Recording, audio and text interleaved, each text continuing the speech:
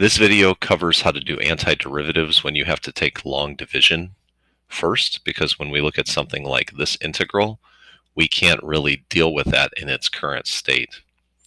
But if we long divide, so x cubed minus 5x squared plus 4x minus 8 divided by x minus 2, this becomes x squared because x cubed divided by x is x squared, and then we multiply x cubed minus 2x squared. We change the signs, and then we add. The x cubes go away. This becomes negative 3x squared. X squared goes into negative 3x squared, negative 3x times. And then we multiply, we change the signs, then we add. So this becomes negative 2x minus 8. X minus 2 goes into this negative 2 times. Change the signs, and we are left with a remainder of negative 12. So, with all of this, I can rewrite this as the integral of, if I just take what it actually divides into, x squared minus 3x minus 2, and then there's a remainder, of course, so minus 12 over x minus 2. This is something that's pretty easy to integrate now. So I just take the antiderivative of each of the terms. I end up with 1/3 x cubed minus 3/2 x squared minus 2x. Then this 12 over x minus 2, if I think about what that would be, 12 over x minus 2 is the same thing as 12 on the outside and 1 over x minus 2 on the inside, because the constant I can just pull out. So the antiderivative of 1 over x minus 2 is the natural log of the absolute value of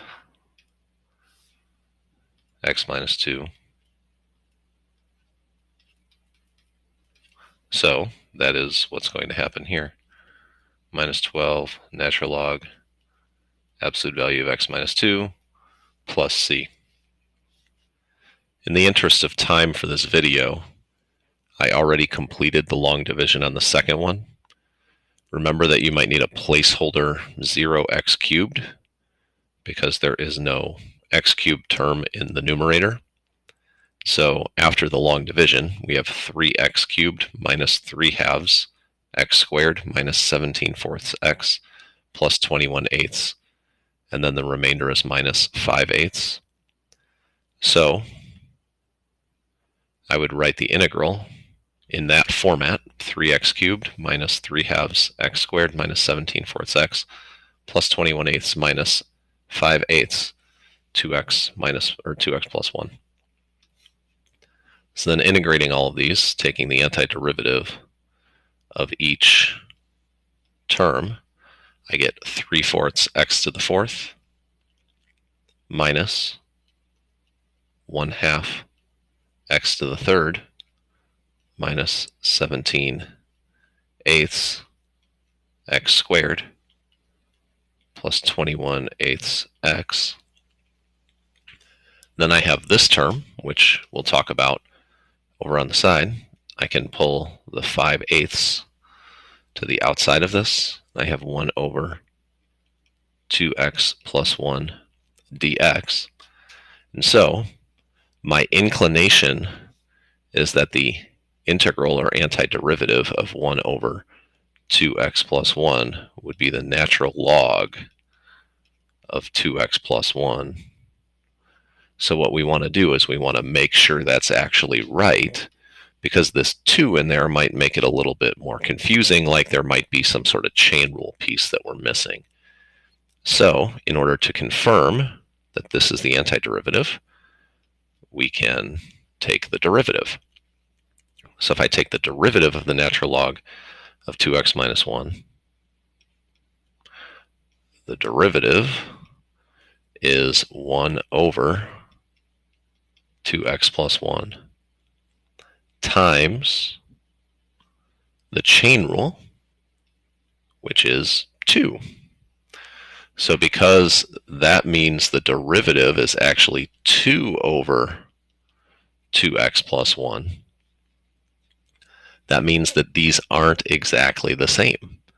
So in order to make that work out, what I have to do is, if I want to, and there will be other ways that we can go about doing this later, but if I want to have this be a 2 up here, what I can actually kind of do is, and this may not be the most efficient way after we learn something else, but what if I make this 2 over 2x plus 1?